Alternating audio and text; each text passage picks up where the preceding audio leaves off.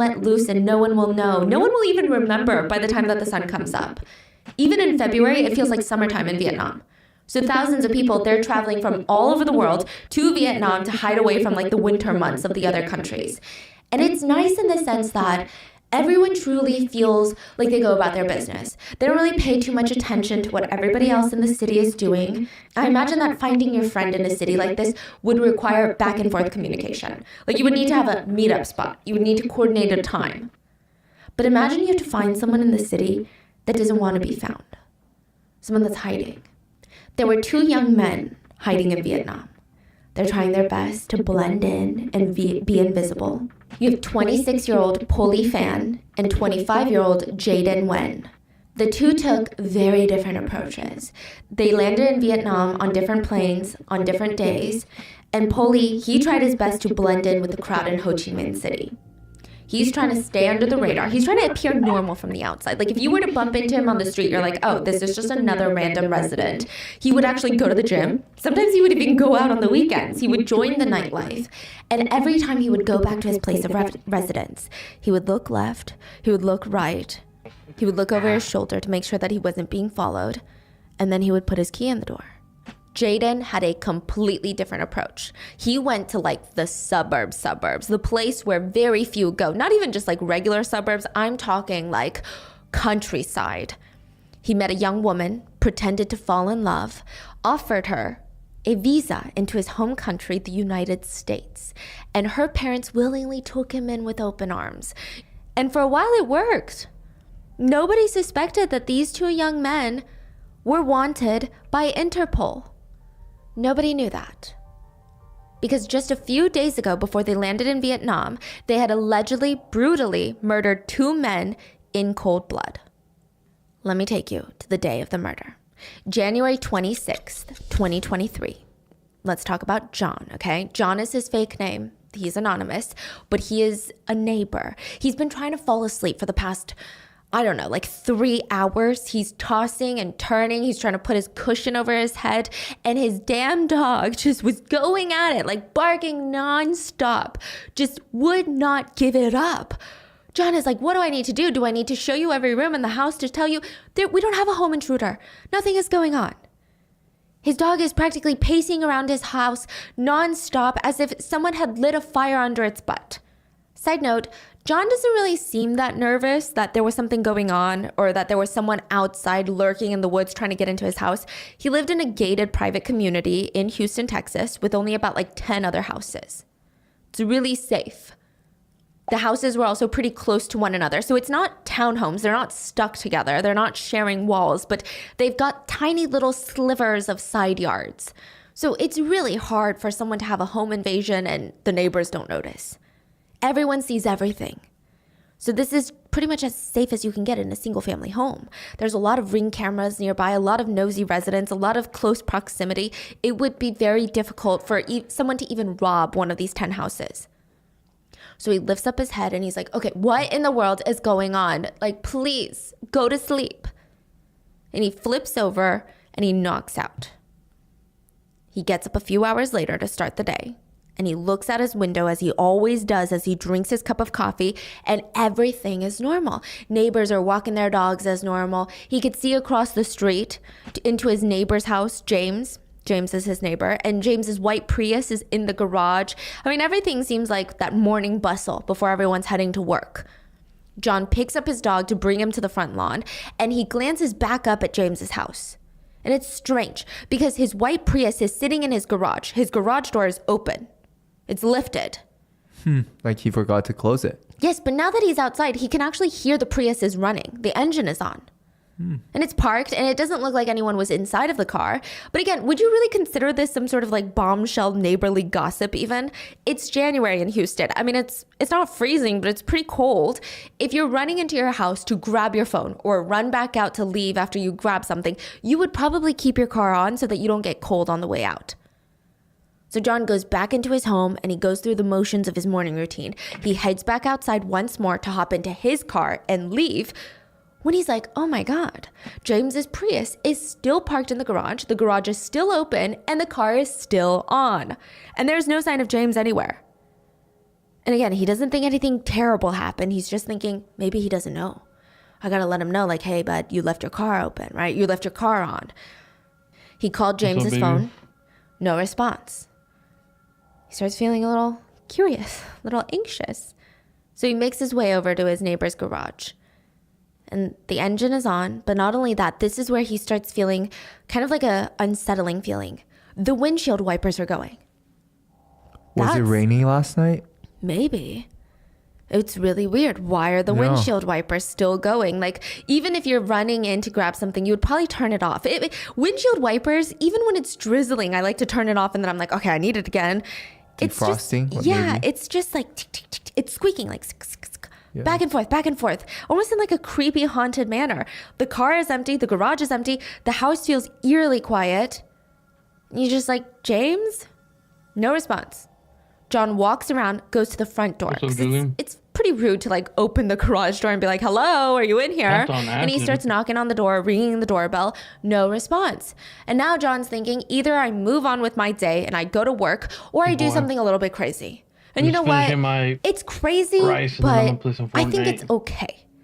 He goes around the bushes and starts trying to peek in through the front window of the house. If James catches him, I'm sure that there would be this awkward moment of explanation, but something in his gut is like, I gotta do it. I just don't feel good about this. I don't think that I can go about the rest of my day and not keep thinking back on this morning. I'm gonna play Fortnite. John tries his best to balance and get as close to the window as he can, and his stomach drops. I mean, the heavy gut feeling that he had was confirmed. The house was totally ransacked. Just things were thrown about everywhere, and there were some splatters on various surfaces that were very dark. And yes, it looked like blood. Like, it didn't look like someone was spilling water. It didn't look like a water balloon burst. It was blood. John runs back to his house. He calls 911, and within minutes, at around 8:30 a.m., officers arrive at the house for a welfare check. I think officers were expecting to walk into a potential home invasion or some sort of burglary. Maybe a domestic issue, but I don't think that they were prepared to come across a scene that looked like it was out of a scene of Breaking Bad. They walk into the house, furniture turned over, thrown everywhere, doors, cabinets, all swung open, blood splattered on the walls, floors, bullet fragments throughout the house. And in the middle of the chaos, there was a man laying in a large pool of blood. He had been clearly shot multiple times. To get a better idea of who this was and how they were killed, authorities searched the rest of the house and found several packages of marijuana packed in airtight wrappings, 129 pounds of marijuana. 129 pounds? That's like a human. That's like, yeah. So in Texas, marijuana is not legal. Okay. Yeah. Wow. So that would be, that would probably possession with intent to distribute. Okay. Wow. Yeah. So they also found 10 pounds of hash oil. So think of like a dog, like the weight of a dog in hash oil. What is a hash oil? It's like a CBD oil that is like more potent than marijuana. Okay. And when they opened up the freezer, they found $36,000 in cash staring back at them. But nobody took this? No. I mean, the marijuana itself is worth a lot of money, but then $39,000 just in cash? Yeah. I don't know. Yeah, I don't know why. And you say all the cabinets were open. Yeah, so it seems like someone was trying to find money or find drugs or find something. But what happened? Like, how did they not take any of this? And why is there someone dead? Yeah. Because this just doesn't make sense. Like, what the hell happened here? Was this a drug-related murder? If so, why did they not take anything? Why didn't they take the marijuana? Why didn't they take the frozen cash? Authorities, they quickly pieced together that the dead man in the living room was not James. He was not the homeowner. What? So who is he? How is he connected to all of this? The man in the house was 35-year-old Dana Risdale. He was actually from Oregon, but James was a very close friend of his that he was visiting in Houston. Okay. So James had actually lived in Oregon prior to all of this. And this is kind of pertinent because both of them were in the marijuana business and it's completely legal in Oregon. So they were legal distributors of marijuana. And then James decided to kind of take a step back from this business. He stopped working with all of his companies in Oregon. He moved to Houston to focus on being a father, and his best friend Dana was visiting him. Now, it does seem like maybe he hadn't cut all of the ties because, like I said, there were 129 pounds of marijuana in his home. And I don't want to see people victim blaming because it doesn't really matter if you have possession of drugs. If you're murdered, like, that means nothing. Like, you can't be like, oh, well, they had drugs. It's a very weird way of thinking. So it seems like they hadn't fully cut the ties. Now, the problem is marijuana is illegal in Texas. Dana seemed to be visiting his close friend in Houston. And people said that the two were just like as thick as thieves. They had very similar energies. They had these larger than life personalities. They were also the type of friends that very much valued loyalty. What does it mean, as thick as thieves? Is that a saying? It's a saying, yeah, where they're just the type, like, when you're friends with them, you know they have your back. And they're just really best buds. They would never betray each other. There's no way that anyone could come between them. Like, thick as thieves, you know? And it sounds cheesy. And in today's case, loyalty might not seem like such a positive thing anymore. You're going to see why. But these two, they were very loyal and they were very honest with one another. Like, you know, those friends that will stick by you no matter what. But if you do something, they'll be like, hey, that was dumb. Why did you do that? That was kind of their friendship. So why was James's close friend Dana, who was presumably there to meet and visit James, why was he found dead in his house? And where was James? Police had a few leads to follow, one being Dana's car. Neighbors reported seeing a Dodge Ram with Oregon license plates, it's like a pickup truck, parked in front of James's house. And now it's missing. Clearly, Dana wasn't the one to drive it off the property, so who did? It seems like whoever the killer was stole Dana's car afterwards as like a getaway vehicle of sorts. So this car could potentially provide them for the answers that they're looking for. They issue out a be on the lookout, a BOLO, for the 2002 white Dodge Ram. Additionally, authorities reported James missing. They tow the Toyota Prius. So the Toyota Prius is James's car. It's in the garage. They tow it to their impound lot. This is like police evidence lot. This is not just like a random tow truck lot. This is police evidence. This is where they're going to take your car if they confiscate it. And they go back to following the rest of the leads. Dana's pickup truck was found 2 days later, abandoned. Just the truck was completely empty. James was nowhere in sight. They towed Dana's truck to the police station to be processed for possible evidence as well. And other officers that are working on this case, they used Find My iPhone to track down James's phone. It was just left at the White Oak Bayou. So it looked like either someone discarded it to get rid of evidence, or maybe James himself could have thrown it out the window or thrown it away himself to avoid being tracked and throw officers off his trail. So now, authorities have Dana's body, Dana's car, James's phone, but where is James? Now, this is the part that I cannot wrap my head around. This is truly bizarre. 5 days later, investigators find James's body in the Toyota Prius. What? In the trunk of the Toyota Prius that they have that they had confiscated and impounded to the police lot 5 days ago. I don't know why. You're kidding and me. It's not like he was hidden somehow in this very intricate manner in the Toyota Prius. He was in the trunk of the Prius. Wow. There's even a very eerie picture of a police officer with crime scene tape all over James's home, and you see the Toyota Prius still parked in the garage, and the officer is kind of like looking at it. At that moment, James's body was in the trunk. What? Yeah. I just... What? So I guess they just started processing the Prius for evidence and popped open the trunk. So that's on February 1st of 2023. They found James Martin's body. I mean, it's just so confusing to me. Nobody knew why. Nobody knew why they didn't search the car earlier because it seemed like they had multiple officers working this case clearly. I saw some arguments that said that they weren't able to get a warrant until 5 days later. But I highly doubt that. Like, you're talking about a very gruesome murder. I think the judge would have prioritized the warrant to a degree. And they had so much probable cause to get a search warrant, like stat. ASAP. Wait, there's a murder and you need a warrant to search the crime scene? Yeah, that doesn't make sense. It doesn't make sense. And okay, please, someone who's more familiar with the legalities of this. But if they're already searching the home, and they impounded a car, they took the car. Yes, if you have the authority to move private property, like a car, from one location to another, I feel like you could search the car. How did it not I smell? mean, also, if You they're don't already need to search the car. You're already in the car. Just pop They're the already trunk. driving the car Oh, or yeah. take. Yeah, exactly. Yeah, I just don't yeah. understand. Wow. Okay, and another thing is, if they're already searching the home and the car is technically on property, Yeah. would it not be a part of the search warrant?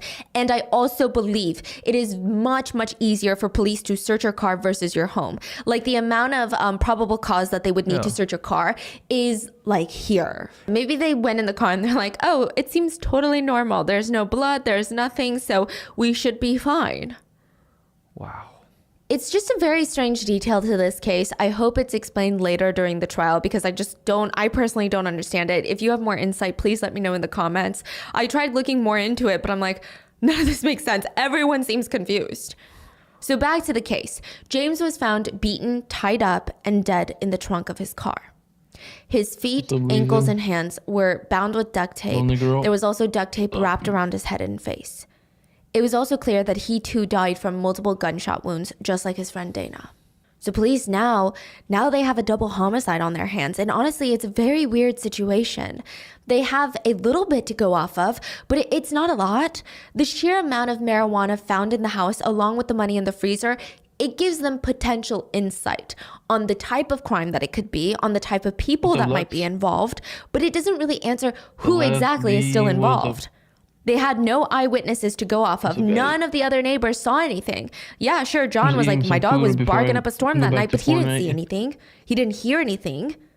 All James's neighbor said was, we saw that pickup truck, the Dodge Ram, Dana's car, and then it was gone. That's it. We didn't see any people go in and out of the house. We didn't see someone drive off in that car. We don't know. So the police, What's they up, went to their Celeste? favorite eyewitness. Security cameras. They canvassed the area to see if From anyone had Arizona? ring cameras, home security cameras, businesses with security systems, and eventually they found videos from different cameras, different angles, and they were able to piece together somewhat of a timeline. Eventually, these little videos, like little breadcrumbs, like, you know, the tape on the forest, like when you leave little breadcrumbs, it's like that. It would lead them straight to the suspect's door. And I think, you know, with a case like this, I'm sure the police don't have a suspect image in their minds, or at least they shouldn't if they're good at their jobs. Like, you shouldn't have a preconceived notion of who the suspect is, right? But with everything they were presented with thus far, the evidence, the breadcrumbs, the clues, I imagine that they had a vague idea of the type of person that they were looking for. You're like, okay, maybe you could see them and be like, I could see how these two are connected. Maybe the suspect has some drug charges in the past, or maybe this person has some sort of criminal history, maybe some dealing charges. I could see that, right? But they ended up at the door of a Sanrio-loving, pastel-obsessed TikToker / influencer, Kathy Vu. And they're like, what the hell is What's up, going on right now? For example, Kathy posted a TikTok where she gave dating advice. And she said, it's okay to be independent, but don't make it the main reason why someone should date you.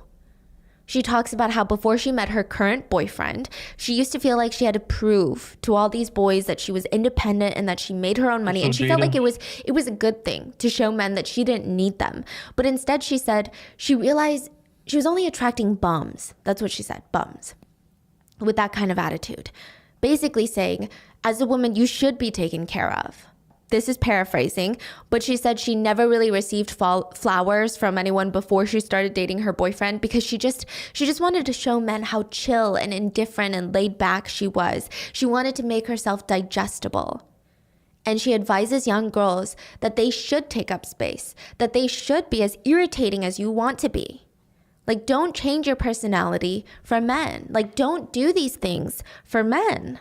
She said that now she doesn't want to go through relationships dumbing herself down to make herself convenient for others, mainly men. The only men that you attract by proving that you don't need much are bums. They foam at the mouth when they find out that you don't need much from them to be happy. The only person I was hurting by not requiring much from my partner is myself. Bum-ass men love women that are really independent because most of the time this hyper-independence comes from some type of trauma. Now, we don't know too much about Kathy Vu's relationship other than what she puts out there, which is, it's pretty clear that she's very selective in what information she puts online about her boyfriend. There are parts of their relationship that now in hindsight, people have been picking apart. Yes, there are, okay? So Kathy stated that her boyfriend was shy, and that's why she never really showed his face on camera. I don't even think people knew his name. Her boyfriend's name is Pauly Phan. And in hindsight, netizens now believe that she never shared his face because he was heavily involved in illegal activities. But it does seem like he showered her with monetary gifts. He would take her on trips, buy her designer stuff. But Kathy still prided herself in having this very successful career. So yeah, from the outside, they seem like a very perfect couple. Well, now, video evidence showed two men, presumed to be Pauly and Pauly's good friend Jaden, arriving at Kathy Vu's apartment complex. When did they arrive at Kathy's? The day before the murder, like the night of the murder. So they met up there first before they... Okay. The police are trying to reverse track the movements. All they know is that Dana is dead and James was found dead in his white Prius that was parked in his garage. So they're trying to see, when did the Prius pull up to the garage? Where was the Prius coming from? Who was driving the Prius? So they get all these little CCTV clips. And the last time that James was seen alive was entering Kathy Vu's apartment, or at least the apartment building. But on the CCTV cameras, they don't see Kathy Vu. They see Kathy Vu's boyfriend and their friend Jaden Wen. So you've got Pauly and Jaden meeting up with James at Kathy Vu's apartment building. So we never saw James driving home. No. Watching... They actually see other people driving home. What is it called? So the white Prius was driven by someone else. Yeah. So the white Prius is driven. Accused of cleaning crime scene for her boyfriend's alleged double murder. Supposedly this happened right here in Houston. I was playing some Fortnite, but I took a little break to eat some food. Oh my god, I stopped her at the wrong frame. I feel so bad.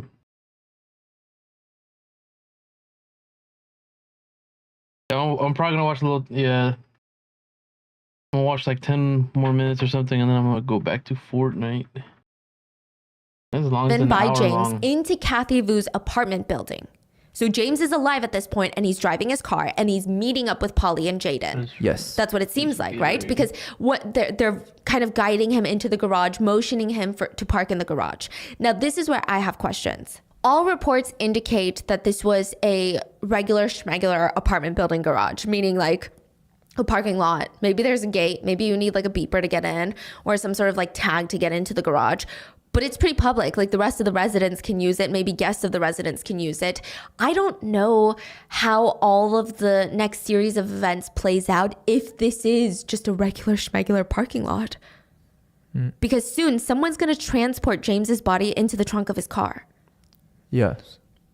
How was that done, right? We don't know yet. And I'm sure maybe they're saving that for the trial. Some people have speculated online that there are certain apartment complexes that have private garages for residents to lease. So it's like a home garage. It's weird. It's like a home garage. It's closed off. It doubles as like a storage unit. But I couldn't tell if Kathy Vu's apartment offered that type of service or even had that. So all we know is that James is seen driving up in his Toyota Prius. He meets up with Pauly Phan, Kathy Vu's boyfriend, and their friend Jaden Wen. This is the last time that James is seen alive. The last time he's seen is walking into the apartment with the two men. There is no movement. And then nothing happens. There is no movement, no significant happenings on camera, and half an hour later, you can see the garage doors to the apartment complex open, and the CCTV cameras show two men backing out of the garage in James's Prius. James is nowhere to be seen. And the police track the Prius all the way back to James's home. So it seems like the theory is James was murdered inside this apartment. He was put into the trunk of his car, and then his car was driven back to his house. The two men are suspected of being inside James's house, and within that hour, Dana arrives in his Dodge Ram. And a little while after that, Dana's Dodge is seen driving away from the house. And once again, there's two men in that Dodge. So from the footage, it's easy for authorities to piece together a theory of what they believe took place. And again, this is just a theory. No one has been convicted. Authorities believe that James was lured to the apartment complex where Kathy Vu lives by Kathy's boyfriend and their friend Jaden. He met up with the two men. There are some rumors that Kathy helped lure AJ. James to the apartment, but I don't see any proof of that. Elisa? James was most likely ambushed, tied up, and murdered in the apartment. Authorities felt that it was clearly premeditated. And just going by the officers' theory moving forward, they believe that the suspects, Polly, Jaden, right? They placed James in the trunk of his own car. They drive to James's own house where they parked the car in the garage, kept the car running for whatever reason.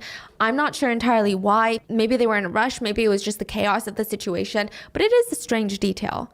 Authorities believe now they went inside to ransack the place looking for drugs, money, and or both. But while they're in that process, Dana comes home, sees what they're doing, and officers theorize that Dana was killed to avoid any eyewitnesses to this crime. And since they had just escalated from a homicide to a double homicide, and the idea that perhaps, the murder of James was premeditated to agree, they might have felt like now this is getting out of control. Like, we had planned to kill James. We had planned to do this. But now this is like a shit show. This is a mess. Maybe there was even a struggle that broke out. This is the theory, right? Authorities believe it was a spur-of-the-moment decision to kill Dana. Maybe they were so shaken up that they fled right away without taking any of the drugs or money. Or maybe they believe that the gunshots could be heard by the neighbors. They drive away in Dana's car because they can't take James's car. James is in the trunk of that car.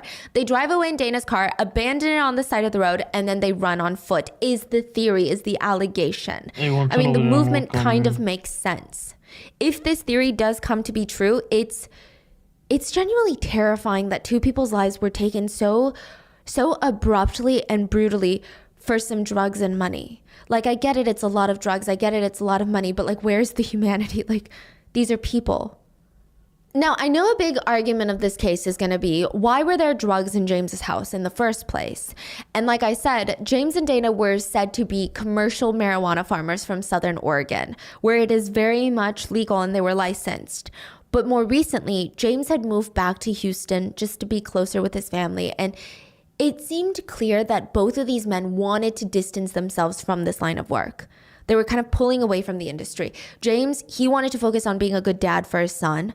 Meanwhile, Dana, he started kind of hanging out more in Portland. He wasn't a father yet, but he had a nephew and niece in Colorado and in Washington. He would take time out of his busy schedule, travel across state lines just to spend like a day or two with his niece and nephew. It's like people said he came alive whenever he saw his family. You could just see how proud he was to be a part of their lives and just to watch them grow, which is a pretty big sacrifice for Dana. Dana was big with work. It really was his passion before he started kind of pulling away. So in 2016, he started a cannabis distribution company called LTMRN. It was pretty successful. A lot of people said that Dana just had this crazy networking ability. Like, if you had an aerial view of a networking event, people would all kind of like ebb and flow around, but there was always a circle just gravitating towards Dana. People really liked him. He was hilarious. He was a good-natured man, and people could see that within just like 5 minutes of meeting with him. It was so easy to talk to him. He had all this life experience and a lot of stories that he would share with people, and it was just so fun. He would be out one day partying in Vegas, and then the next day he's hiking through Yosemite. I mean, this was a man that loved to experience life and just go on these new adventures and just really challenge himself to see what else is out there. It was something that he had in common with James. A friend of James said, you could see this man in a meeting with Fortune 500 CEOs. He would fit right in, he would be comfortable in his own skin, and then that night he would fit right in at like a crazy rock concert. He also loved rapping. He self-produced a fun rap song called Hustle Hustle Ball.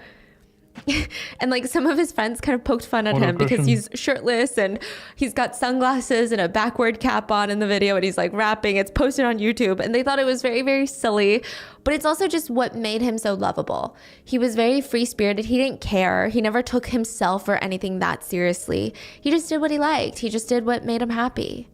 He also founded a Portland-based edibles company in 2016. And in the end, by 2023, both of these men were starting to pull away from the cannabis industry in Oregon. James, he wanted to do it for his family. Dana, he wanted to try experimenting with different businesses. But I don't think that, it's something that you can just wake up and wash your hands of. just be done with the industry. Maybe they had a lot of inventory left over. Maybe it was, something else. It was a business that they had built for years. So most likely, it seems that a few ties had remained. Now, the problem is marijuana is not yet legal in Texas. So police, they execute a search warrant on Kathy Vu's apartment. Now, if I'm not mistaken, this is the same apartment that she did the whole series of moving into my new apartment on. Like the one that kickstarted her career on TikTok. And everything had been so wholesome online, and it is now believed that this very apartment is allegedly where a murder took place. So it's kind of jarring. I do want to clarify that Kathy was never seen on CCTV cameras luring James into the garage. And that's not to say that she's not involved in some way, shape, or form, but authorities clearly believe that she was. Do we know if she was home inside or no? It doesn't seem like it from what I can gather, but we haven't received like a firm statement, at least that myself and my researchers haven't been able to find, where it was like she was not home. Okay. It's kind of like all these different things lead us to believe that she wasn't home at the time. Okay. And I'm sure if she was home, it would be shown on CCTV that at one point she arrived home earlier of the day. Yeah. That will put her at the crime scene, which will change her charges. Yes. For this case. Right? Yeah, she'd probably be an accomplice to capital murder. Right. So, okay. Yeah, so authorities clearly believe that she was involved in some way, shape, or form. They found an HEB store receipt. So this is like your Ralph's or your Kroger. They found a receipt that showed that Kathy purchased items the day of the murder. And, the items were suspicious.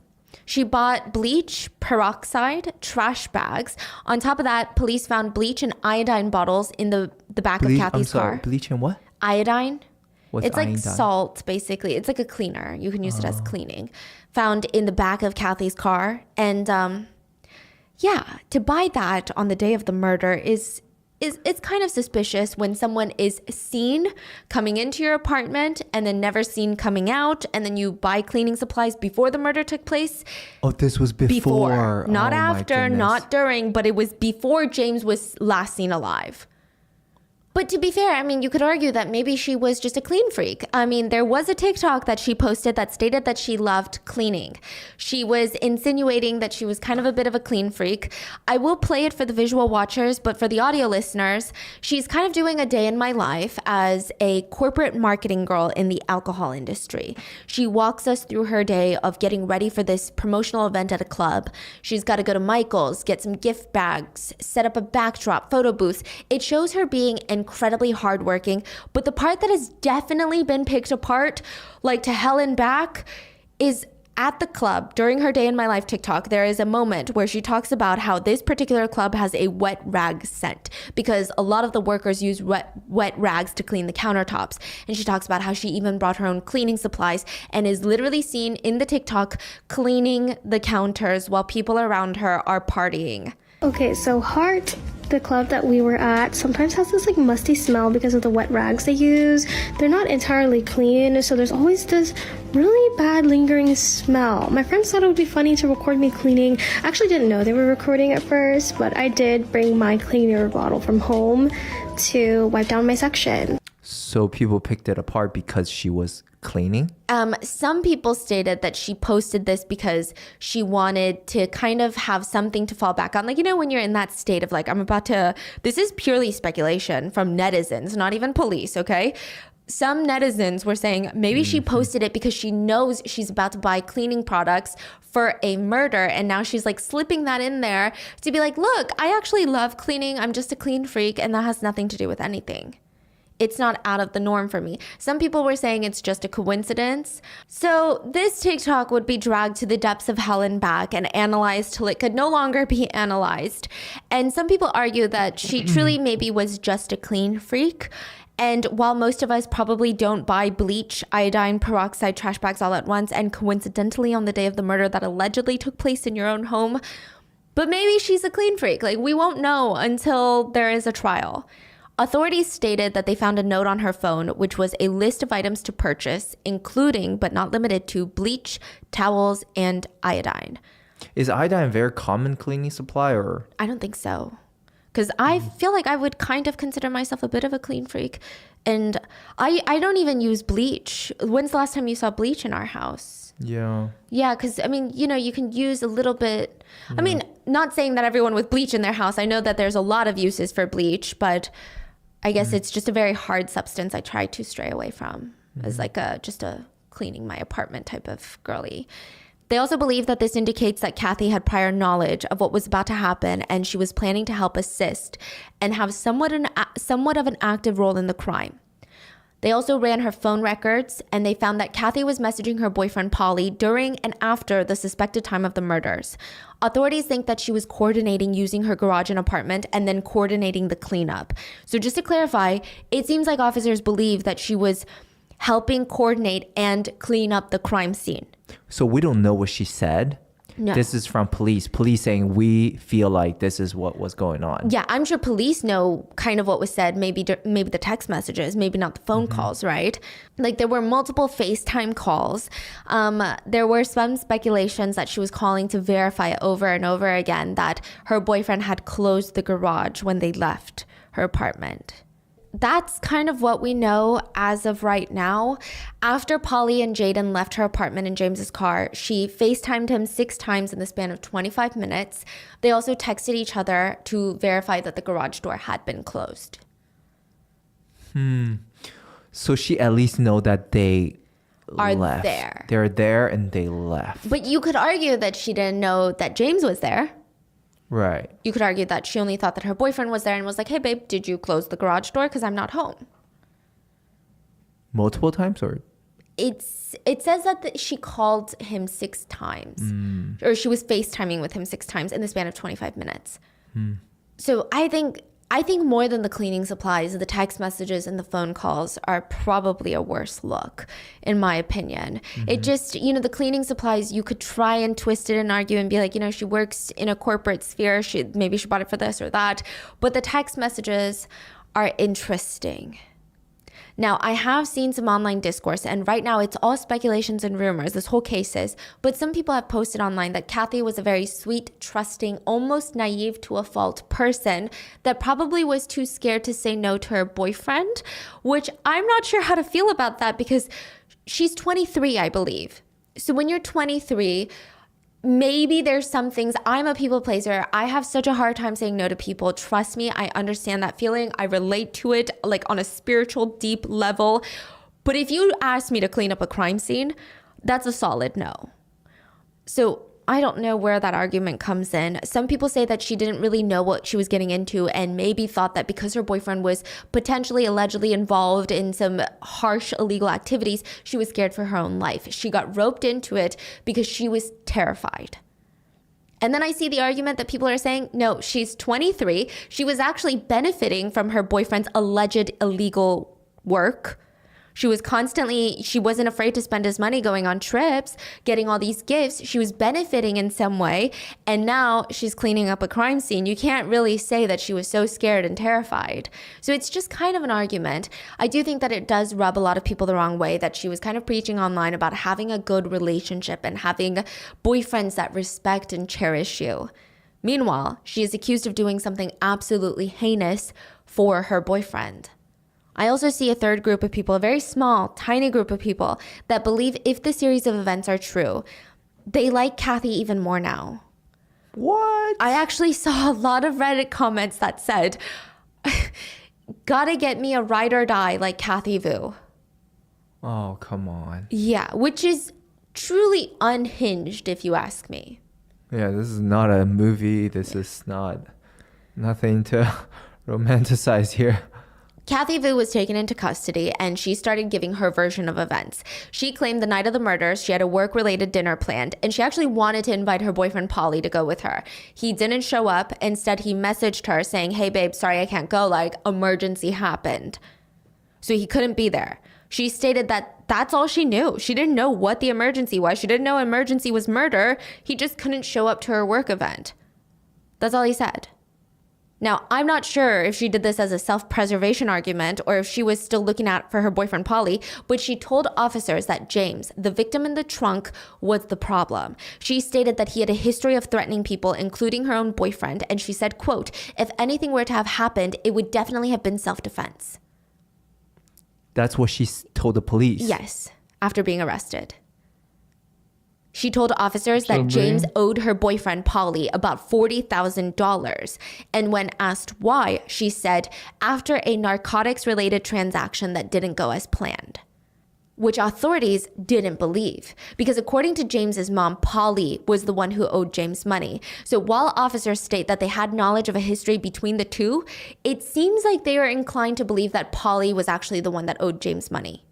And maybe, theorizing, this is pure speculation, potentially Polly had lured James out under the guise of like, I'm going to give you your money back. And instead of giving his money back, he murdered him so that he could be absolved of that debt, and then went to his house to ransack it and steal stuff. And maybe it could even look like he was just targeted for the drugs. But the plan is really not Smart.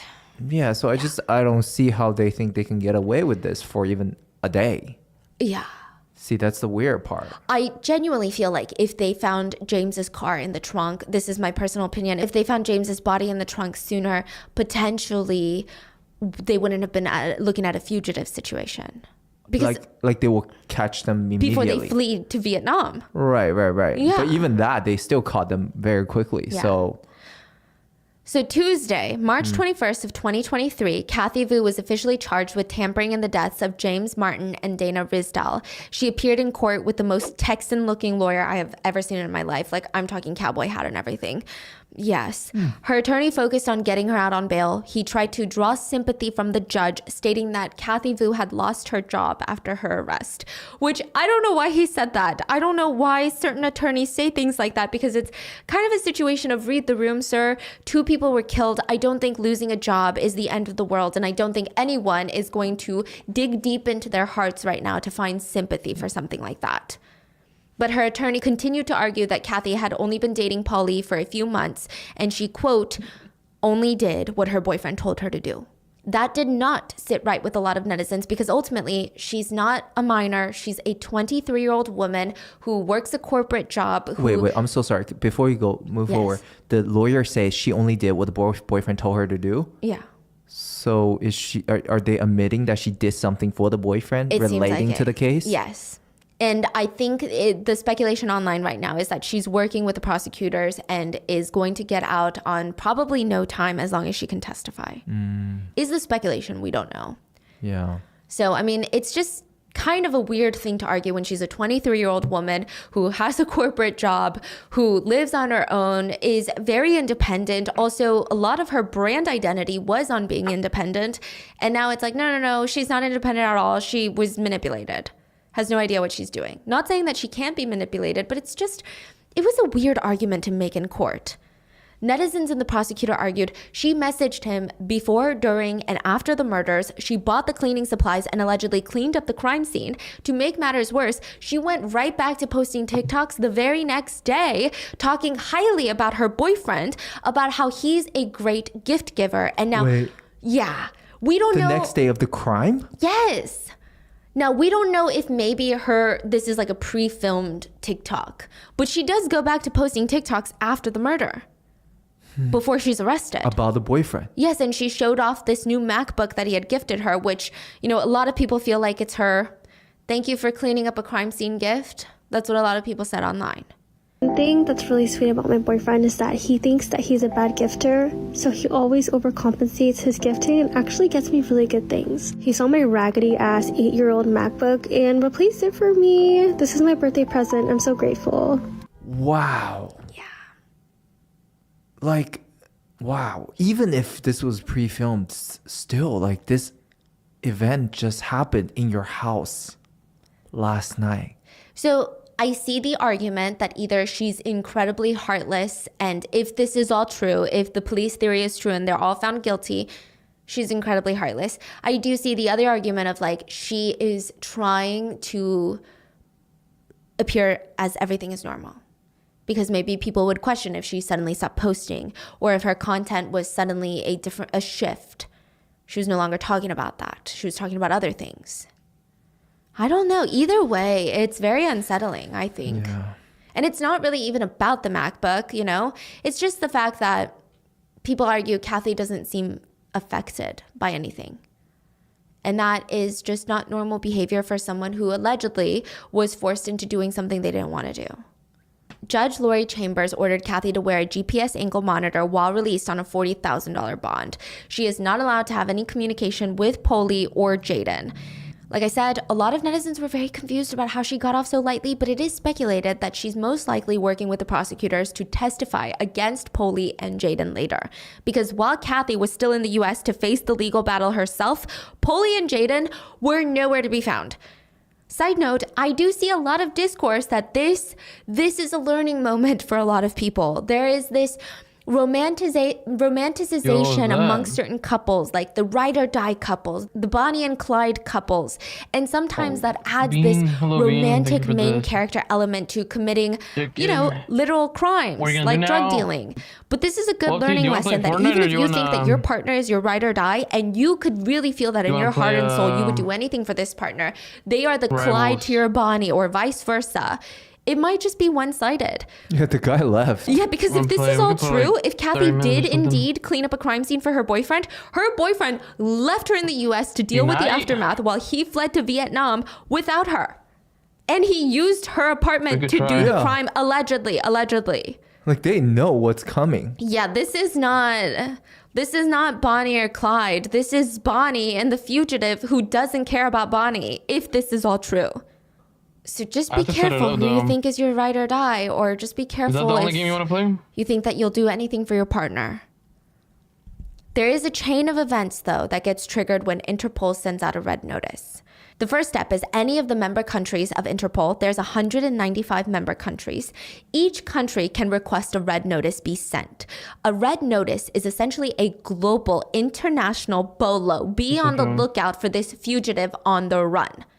Interpol, International Police, will check the request to make sure that that government, that country, is not hunting down a refugee, is not hunting down a whistleblower. And once approved, that red notice will be sent to authorities in 195 different countries, which it sounds like you still have places to hide, but not really. Almost every single country in the world is involved in Interpol and will receive a red notice on their desk. So do they know that they went to Vietnam, or they Yes. they knew? They use their passports. Oh, okay. So they just need to go to Vietnam. Exactly. Then each country will decide how to handle that red notice. Vietnam's Interpol received a notice. The United States were looking for 2 citizens involved in a double homicide, U.S. citizens, Polly Phan and Jaden Wen. Now, again, to clarify, they're both U.S. citizens, and I'm not sure if they're born citizens or have immigrated. So it's unclear if they have family in Vietnam, and even if they did, were they staying with family? Were the family helping? We don't know. But we do know that the 2 fled to Vietnam. They're on the run. And the police have no official leads. They don't know if they went to Vietnam and then went on the run crossing borders, not using their passports. Here's a very interesting detail. One of the 2 perpetrators actually applied for an emergency passport reissue in the US, like immediately after the crime, and then fled to Vietnam. What does that mean? Why is that? So that, I think, goes again to bolster the theory that they thought that they could premeditate a murder against James, kill him, and get away with it. But once Dana came in and the whole thing flew out of control, now they're like, okay, shit has hit the fan. I need to leave the country. They apply for a emergency passport to leave the country. They don't have a passport? Maybe it was expired. Oh, I see. So that just goes to show, like, the train of thought. They thought that they were going to get away with James's murder. It seems. What you're saying Allegedly. is, I'm sorry. What you're saying is the emergency passport, meaning he wasn't planning on leaving. Yes. This is very last minute. It's like, let me get my passport renewed so I can leave right now. So they didn't plan that part. Exactly, in like 48 hours. So I think that's why a lot of people believe the police theory that they premeditated James's murder, thought that they were going to get away with it. It flew out of control when Dana walked in on them ransacking the house. But what if that murder also is not premeditated? Yeah. That's why they didn't get the passport. I don't know. Yeah. Yeah. Interesting, right? Yeah. Now the two have fled, and they're dealing with Kim Bryant. Kim Bryant is the unit manager of the fugitive apprehension team in the Harris County DA's office. She was tasked with locating Polly and Jaden. So when this case comes onto her desk, she moves it up to the top of the priority just based on the shocking nature of the crime. She was told a few times by superiors and other people that had been working this unit, they're like, okay, the suspects have fled to Vietnam. Most likely, you might be looking at years, a few years before you can get them into the US again and formally charged for their crimes. Like it's hard to find them. Hard. Again. It's hard. There's a legal process to extradite them. It's going to be messy. It's going to be a long time. But just truly to find them, I mean, it's not like they're the most wanted on FBI's list. It's not like we can pour all of our resources into this one case. It's going to be lengthy. But Kim said, it's not hard to be tracked in some way, shape, or form. And right now, with the time and age of digital footprint and surveillance, it will thankfully and hopefully always get harder and harder for criminals to go on the run and not be identified. So this little cat and mouse game begins. And as of right now, it's not entirely clear how Polly and Jaden were caught. I think that this is going to come out during trial. So we don't know what tactics that the fugitive teams or potentially Interpol used to catch them. But there is a running theory on TikTok, only on TikTok, okay? That Vietnam, like most Asian countries, they've got a lot of ajumas. They've got a lot of moms, if you will, that love to gossip. So a lot of people think that there was a train of gossip or word of mouth that really was the nail in the coffin, caught the suspects. Which would be fascinating. So the locals kind of helped. Yeah, that is the locals theory. were like, did you hear? Did you hear? Apparently they're in Vietnam. And I'm sure that this was a huge case for Vietnamese Americans because think about it. For Korean Americans, it would be a huge case. And then I'm sure that there would be a lot of Korean American to Korean discourse because there's connections. You know, we have family in Korea. The conversations would keep going. So June of 2023, Polly, Phan, and Jaden were caught. Polly was found living in Ho Chi Minh City. Authorities stated that he seemed alert. He seemed aware of his surroundings, yes, but he still tried to live a normal life, which is shocking. It's crazy. He would go to the gym. He would go out at nights on the weekends. He was actually arrested at the gym. Like, how do you go to a gym while you're a fugitive on the run? He should be like hiding in the room, curtains closed. Yes. Wow. Never going outside. Yeah. As for Jaden, he was found Still in living? the countryside, allegedly living with a woman and her family after telling them that he was going to marry her and get her a green card into the US, which I don't know how he thought that one was going to play out because, sir, you're a fugitive. They were extradited back to Harris County July 19th and July 21st, respectively. They have both been charged with capital murder, meaning that death penalty is on the table. So typically when you're committing a crime, and then you murder someone while you're committing a crime. So in the state of Texas, if you're robbing someone and you end up killing them, if you're having a drug deal and you end up killing them, if you're assaulting someone and you end up killing them, it's automatically capital murder. Which is worse than just murder. So just homicide, first degree homicide, you're looking at life in prison. Capital murder, it could be death penalty. All signs point to the fact that they will be facing potential death penalty charges. Both Polly and Jaden have been refused bail. Jaden's attorney have stated that they may be able to indict my client, but they absolutely do not have enough to convict him. Which I understand that this is an ongoing case and that lawyers have a job to do, but I just feel like, again, not the best statement. It feels like, at least from a public perspective, they have video surveillance at the crime scene from two separate crime scenes heading from one to another. Then you fled to Vietnam. It just doesn't feel like it's not absolute. He's saying you have absolutely no evidence. I don't know if it's absolute. Maybe it's circumstantial. You could argue that, right? So right now, people are speculating that Kathy Vu will be throwing Polly and Jaden under the table. And now it seems like Jaden will be throwing Polly and Kathy under the table. Jaden's going to try and be like, no, it was all the couple. I don't know what is going on. The couple, it's like Bonnie and Clyde masterminds. And I am just like a bystander to it. That's the speculation of how people think that it will play out in trial. I'm not sure how Polly will be approaching this case with his attorney. I guess we will just have to wait and see how the trial goes. And again, just to clarify, we don't know the absolute facts of this case yet. We have a supposed motive, we have a supposed theory, but we don't know the exact reason that two individuals' lives were cut short and exactly who is involved in what. But it has been a huge relief for the victims' families that the fugitives were caught. James's family said, "We are thankful that we had James walk with us for the past 37 years. He's our sunshine and is now our shooting star out there in the greater universe, shaking things up. God will take him in the fold of super angels." Dana's father said, "It's so hard to grasp that he was just visiting a friend in Houston. He didn't even live there and he was murdered." Dana's stepmother emotionally stated, "He did nothing wrong. He walked in the wrong door at the wrong time, and it has devastated our family." Dana's dad said, "For 5.5 months, I prayed for them to be caught every day. I'd like to meet the woman that's the head of the fugitive task force next time I come to Texas, so that I can shake her hand, and if she'd allow me, I'd buy her a steak." Yeah. He went on to state that his son Dana was one of the better human beings that you would ever meet. He said, "We had a lot in common, and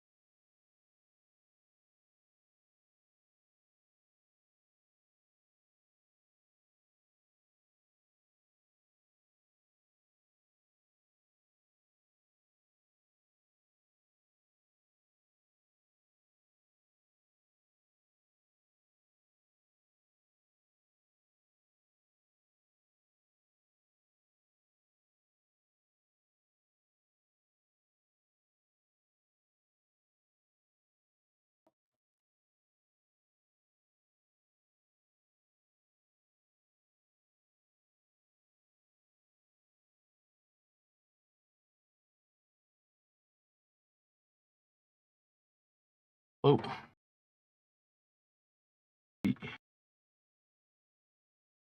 I think I blew your night on stream. Yeah.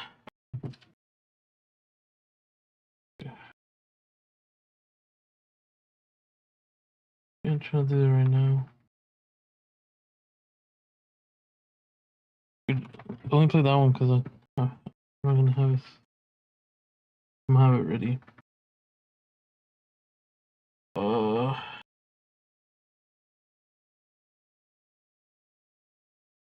Play one, but after that, stop.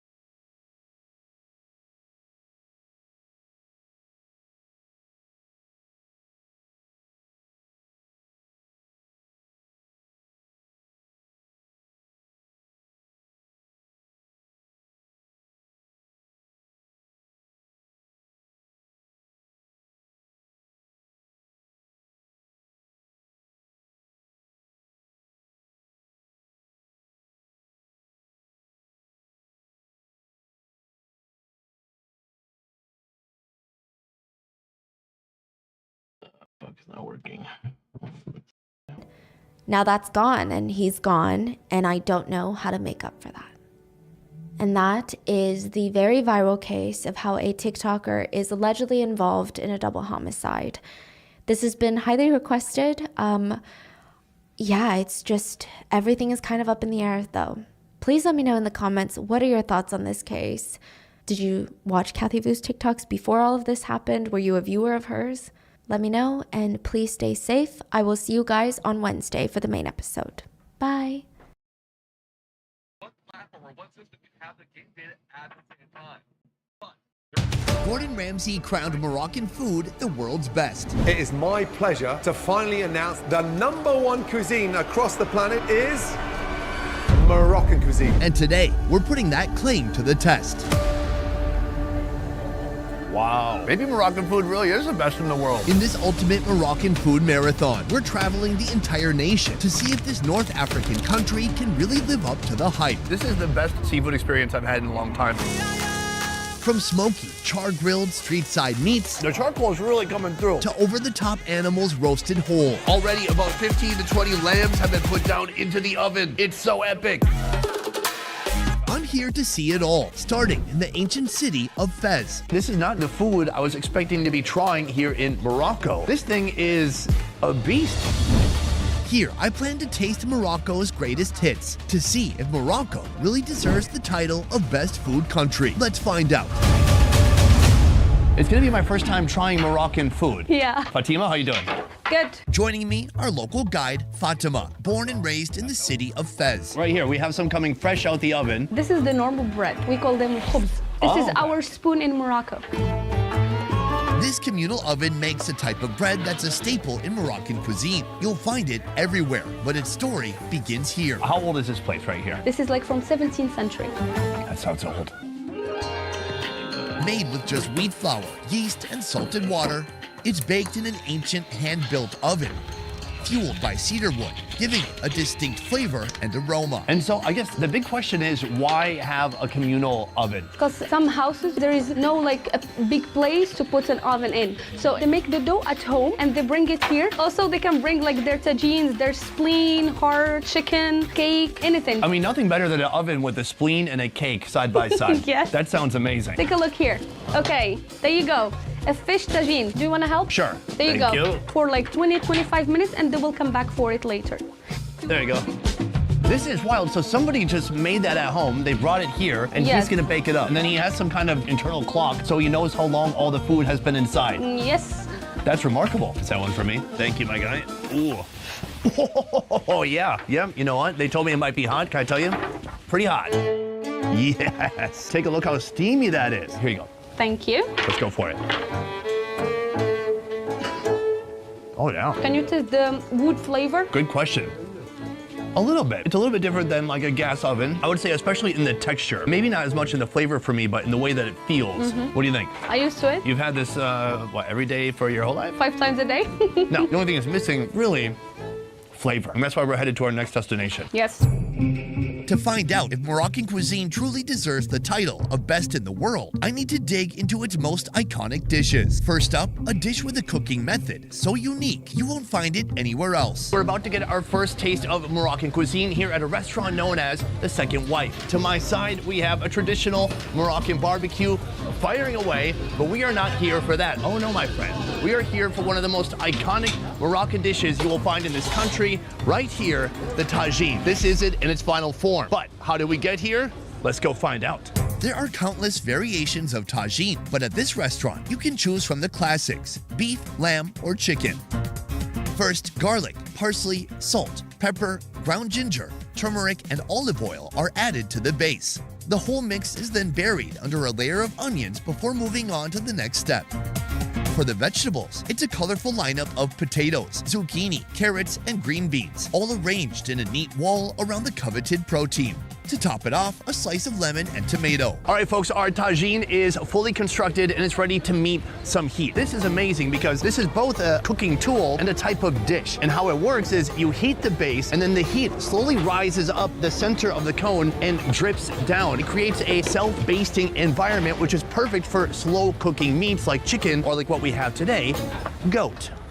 Fatima, my first taste of Moroccan cuisine awaits. Before we open these up, I want to tell you a little bit about my mission today. Gordon Ramsay says that Moroccan cuisine is the best in the world. Now, to be fair, I think he was kind of reporting it. There was a big vote put out on a website called Puberty.com. They amassed millions of views, and at the end of it all, among many dozens of countries, it was voted that Moroccan cuisine was the best in the world. What do you think? By the end of today, I'm going to find out for myself if this is true. Sure. It's very robust, full of stuff. Soon we'll be building up to something else right here, but first we have the chicken with the vegetables. Let's go for the bread. Take the bread, break the bread. And then we dip it. We should not have two tagines. Same great bread. I can taste olive oil, I can taste the lemon. So at what point do we like... Go to inside? Yeah. Normally we need to finish the whole veggies, then we go to the inside. Oh, really? Normally. So this whole time you are not using a fork? No. Really? At all. How's that look? Not Moroccan. I can't do anything right. No, but you're good. I'm amazed by this meal. I'm surprised. I had a preconceived notion of how this was gonna work, and it's not working out that way at all. Try to mix chicken and something else. Careful, there is a bone in here. Oh, thank you. Wow. When you get to the center, you get that meat, you get the caramelized onions, and the meat that's been cooking right up against that clay. Super good. So that is the chicken, but we also have one more tagine I want to try. This is goat meat with caramelized prunes, a mix between savory and sweet. I got my little bread gloves, and there's kind of a soupy broth. Weird. It's a new sensation. Something I've never had before, but all those flavors work together beautifully. But it's very sweet. Some people don't accept like meat with something sweet. But in Morocco, it's very normal and very famous. I accept all types of meat. Cool. Thank you. So I want to try to peel back some of this meat with the bread. Ooh, look at that. It's very goaty, plus just all this sweet stuff surrounding it. So it's sweet, it's savory, it's fatty. Somehow a walnut snuck in there. I got nuts in my mouth. It's everything all at the same time. A very new experience, I gotta say. It's so complex and so different, and I've never had anything like this before. Soon I'll be tracking down one of Morocco's most precarious pastries. Nothing here would indicate to me that this is anything but a dessert. Meanwhile, inside, it's full of pigeon meat, and not just any type of pigeon, like a teenager pigeon. But first, I'm heading back to the Medina to check off another Moroccan must-try food, just as soon as I give you the scoop on what it was really like to shoot in Morocco. So right now you're watching this Morocco documentary, and I gotta say, this one was really a tough one to make. Things change fast on the road. One day it's smooth sailing, and the next you're paying unexpected fees, negotiating with hagglers on the side of the road, or covering last-minute expenses for the crew in cash. Our Morocco budget ballooned by thousands. That's production. But staying in control of the mess, that's where Revolut comes in. Revolut is a financial app that helps you find money freedom, wherever you are. For us, that meant holding and spending in over 25 currencies, exchanging money at great rates, and pulling out local cash from ATMs without ridiculous fees. So when someone said cash only, we were ready. I sent money to the fixer, paid local staff, and tracked spending by category, all in the app. When something felt off, I froze the card. When I needed to buy something online, I used a virtual card I generated in seconds. Revolut is built for people who move fast, which, let's be honest, is most of us. And the spending insights are super helpful when you're trying to figure out what went wrong with the initial expected budget. Over 50 million people use Revolut to manage their money in a way that works for them. If that sounds like something you need, sign up using the link in this video's description and get $20 to start. Guys, it's 2025. Keep your money in check. Now, back to the show. We have come to our next restaurant, a restaurant specializing in a dish known as couscous. Couscous, the base of it begins with this right here. This is semolina flour. But what is semolina? Yellow semolina, it's very famous, coming from wheat.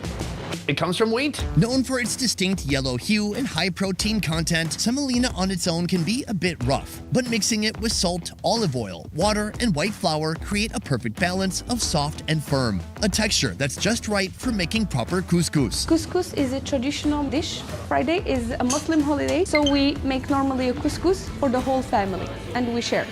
Making couscous is a labor-intensive process with origins dating back a millennia, often traced to the Berber people of Algeria and Morocco. There's some tread as she moves the couscous around. These bigger balls are becoming smaller balls because you don't want big chunks, but you also don't want to put in too much water and get like one big glob, and you also don't want dust like this. You need the perfect texture for the couscous.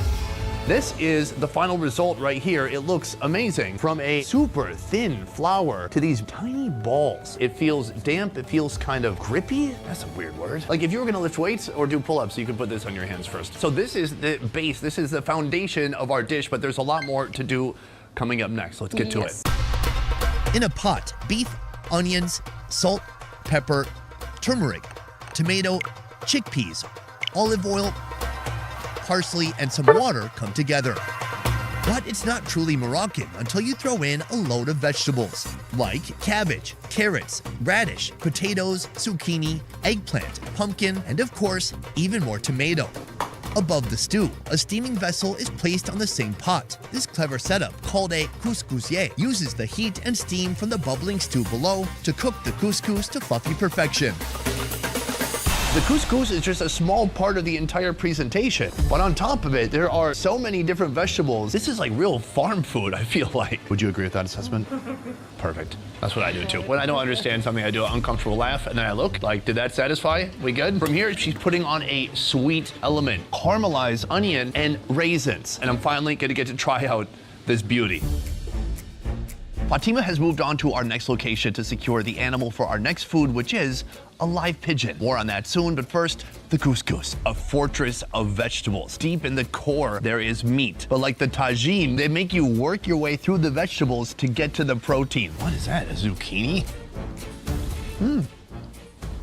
Good carrot. We have the cabbage, and I feel like you could spice that up with some of this on top, the onions and raisins. Oh yeah, what a combination. Of course, the raisins are sweet, but I'm noticing that in Morocco so far, they love to caramelize onions and to use it as a sweet force within the dish. This is what I'm really curious to try, the actual couscous itself. The couscous doesn't have a ton of flavor, but it's a kind of a flavor vehicle. You put other flavors on there and it just offers this wonderful texture, and it's a nice carbohydrate base. Meanwhile, we've got soup on the side right here. That broth, I'm gonna give that a little bit of a sip.